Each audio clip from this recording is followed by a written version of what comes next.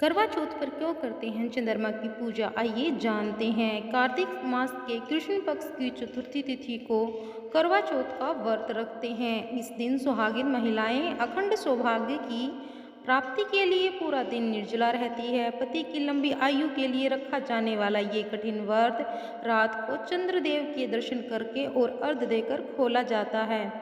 चंद्रमा की पूजा को लेकर रामायण की एक कथा है कि इसके अनुसार एक बार श्री राम ने पूर्व दिशा की ओर चमकते हुए चंद्रमा को देखकर पूछा कि चंद्रमा में कालापन क्यों है। इस पर लोगों ने अलग अलग तर्क दिए थे।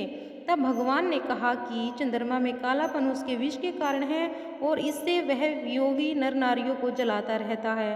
वही मनोवैज्ञानिक तर्क जो है, पति पत्नी एक दूसरे से किसी कारण अलग हो जाते हैं, उन्हें चंद्रमा की किरणें कष्ट पहुंचाती है। ऐसे में सुहागिन महिलाएं चंद्रमा की पूजा करके उनसे प्रार्थना करती हैं कि उन्हें अपने पति से कभी दूर ना रहना पड़े और वे खुशहाल वैवाहिक जीवन जिएं।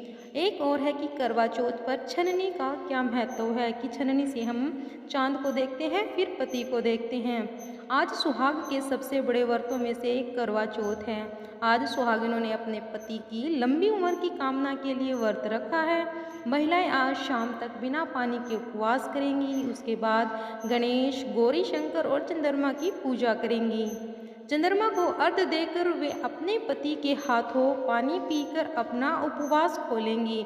वैसे तो हर व्रत में सुहागिन स्त्रियां पूरी तरह से सज धज कर पूजा पाठ करती है, लेकिन करवा चौथ की पूजा में छननी से चांद को निहारा जाता है, जो कि इस व्रत की प्रमुख आकर्षण में से एक है। जब कोई महिला साज श्रृंगार करके हाथों में पूजा की थाली लेकर छननी से चांद को निहारती है और उसके बाद अपने पति को देखती है, तो क्षण अनुपम होता है जिसे शब्दों में बयां कर पाना काफ़ी मुश्किल है। लेकिन क्या आपने कभी सोचा कि आखिर क्या वजह है लोग छननी से चांद को निहारते हैं?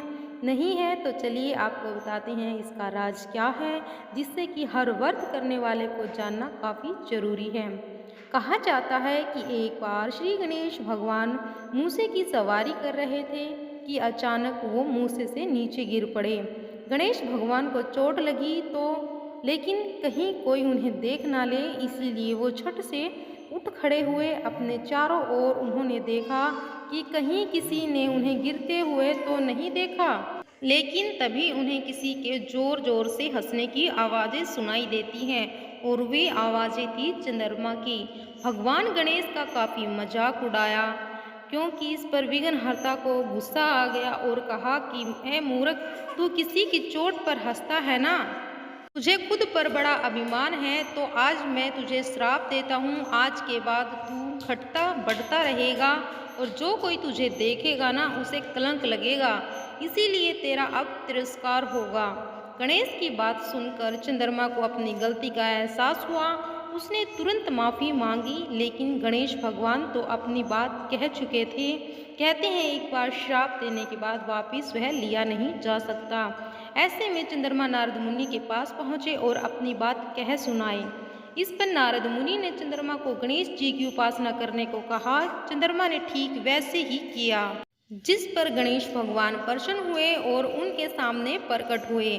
चंद्रमा ने फिर अपने किए की माफ़ी मांगी और कहा कि हे गणेश भगवान, मुझे श्राप से मुक्त कर दें। इस पर भगवान गणेश ने कहा कि मैं अपने शब्द तो वापस नहीं ले सकता हूँ, लेकिन अब तुम महीने में एक दिन पूरे आकार में होगे और अति सुंदर दिखोगे। उस दिन पूर्णिमा होगी और उस दिन तुम पूजे जाओगे, लेकिन जो कोई भी तुम्हारी छन्नी से पूजा करेगा या तुम्हारी परछाई को देखेगा, उसे कलंक नहीं लगेगा, बल्कि उसके यश में वृद्धि होगी।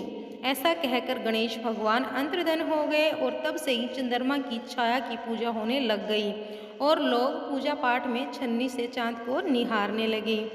तो अगर यह स्टोरी आपको पसंद आई हो तो प्लीज़ लाइक एंड शेयर ज़रूर करना और चैनल को भी सब्सक्राइब ज़रूर कर लेना। अब आ गए हैं तो लाइक और शेयर तो ज़रूर कर ही देना। तो जय हो करवा।